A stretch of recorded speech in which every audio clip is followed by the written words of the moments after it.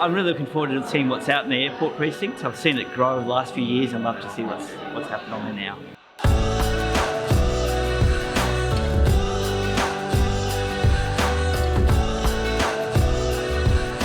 Looking forward to seeing the planes and the big hangars.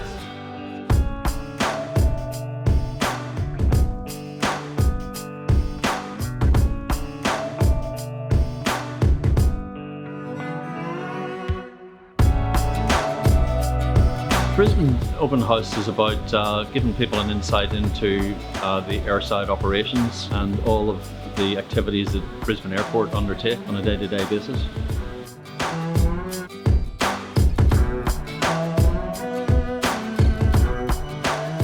The new runway, we're actually getting people onto it, and they're some of the first ever to get onto it, so very excited about that.